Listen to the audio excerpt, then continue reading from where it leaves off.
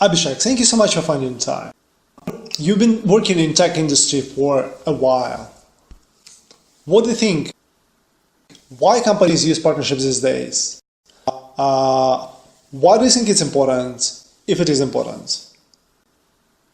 Yeah, I think in the industry that we're in right now, in the time that we live in, there's no such thing as a successful, isolated piece of software or technology, that everything we do has to interact with another piece of software at some point in time because we have so many apps and we're all so spread.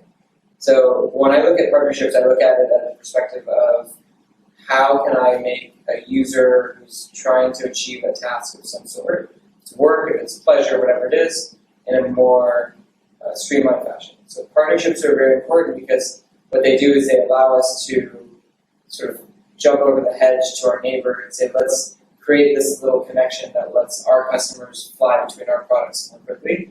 And without that partnership and in those closed systems is when you have the most frustration, the challenger softwares that are coming, the people who are really breaking out. You see it in places like banking where challenger banks are now a new thing because old banks never made partnerships. And so as a result, companies like Dropbox, companies like Slack, like Zoom, like Google do a lot to just become really, really, really partner-oriented. How do you define partnerships? It can take a lot of forms. So we have various forms of partnerships with Dropbox. To start, there's channel partnerships where people sell products themselves. There's technology partnerships, which is what I work on. And technology partnerships are the ones where we align our products together. There can be money changing hands. It doesn't mean that there has to be, but it's more that our users will get the benefit of seeing our application or our software or our APIs and vice versa in other touchpoints. So the really big ones that we've announced, things like Slack, as I mentioned, allow you to interact with Dropbox and interact with Slack in our services separate from the other one. Interesting. So I see that you work with many partners, right? What's your framework to engage and evaluate partners? How do you do it? Yeah. And so it's not a simple process, but sure. I specifically look after partners of a certain ilk, so that's the first thing we look for. But in a generic sense, looking for partners who are creating some sort of benefit in the workplace is very important at the stage of technology partnerships that I'm at.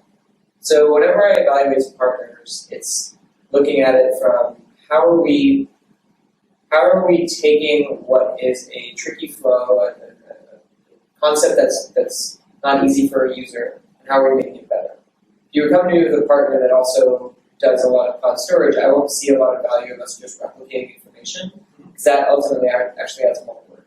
So now you have information stored in two places rather than one. However, if a customer says, my finance team sits in paychecks constantly, can you please integrate to them? That provides me an idea that says, okay, finance person has to go from paychecks to Dropbox, switch windows, break their concentration, find a new location, find the information, switch back windows, and therefore you've lost 45 seconds, 30 seconds of productivity, and the flow, most importantly, and that momentum that you had before.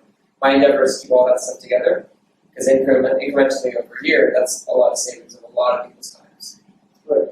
So you've also been working in business development. So what is your advice for other companies who engage in partnerships, not necessarily in the software industry, but in other industries? What do you think is important to keep in mind while using this business model? I treat a partnership a little bit like I would treat a customer, in the sense that I would never look at a partner as someone who's necessarily on the same equal level as me in terms of, we just need to talk more casually. I try to treat them like customers because the white glove approach of customer treatment is the way that partners benefit most from each other. It's allowing the person who's your counterpart to feel as though there's a lot of effort and energy being put into this partnership, which oftentimes there is. We just sort of forget in our process that this is somebody that we want to make sure is going to gain and be beneficial. Ultimately, a good partner is one that helps you become successful in your company as well as them successful in their company. And so that relationship is very important. So working closely together, having good rapport, meeting up whenever you can meet up for coffee or whatever, discussing new features, talking about what our projects can do together. that's really important. And oftentimes in the partnerships world, with business development, we take it for granted. We went through a great, huge cycle of paperwork and contract signings, and then we launch something really amazing in a couple of months, and then we forget to talk to each other for a year, which never really happened. Right. My last question is, there are two different approaches to anything. You can go qualitative or quantitative. Mm-hmm. When it comes to partnership, would you advise select one or two partners, or be then or select multiple? So how do you think about it? I mean, that's probably the $1 million question. I don't think there's the perfect answer, because in spaces like ours, where our reach is still pretty high, then numerous partners helps more of our customers be successful.